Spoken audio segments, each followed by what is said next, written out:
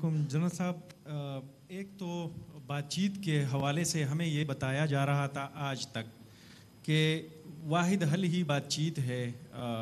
आपने भी दोहा एग्रीमेंट का हवाला दिया, तो दोहा में भी बातचीत के ज़रिए ही एक मुआहदे पर पहुंच गए थे फ़रीक़ैन।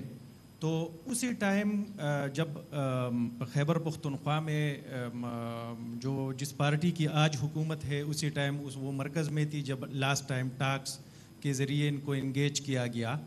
तो उसी टाइम क्या ये एक फ़र्द वाहिद की पॉलिसी थी या रियासत की पॉलिसी थी जब इंगेज किया गया वहाँ पर दहशतगर्दों को? और दूसरा क्वेश्चन मेरा पॉलिटिकल नवीयत का है, अगर आप जवाब देना मुनासिब समझे तो ठीक है।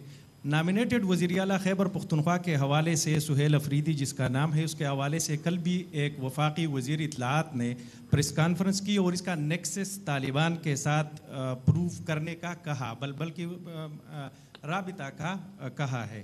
तो इसके ऊपर अगर आप मुनासिब समझे जवाब देना कि क्या सच में इस तरह है? अच्छा, देखिए, बातचीत में मैं आपकी पहली बात कर देता हूँ। आज कौन है जो ये कह रहा है कि इनके खिलाफ ऑपरेशन नहीं करने चाहिए? कहां से आवाज आ रही है? बताएं, कौन कह रहा है कि ऑपरेशन हल नहीं, ऑपरेशन ना करें, बातचीत कर लें? कौन कह रहा है? हु इज दैट पर्सन जो कि इस पूरी कार्रवाई को चला रहा है कि बातचीत कर लें, ऑपरेशन बंद करें?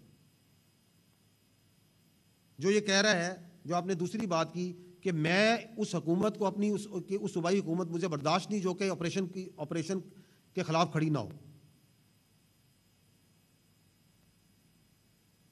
सो it is for everyone to see कि आज से 5 साल पहले, आज से 6 साल पहले, 7 साल पहले, 8 साल पहले, 2 साल पहले, 3 साल पहले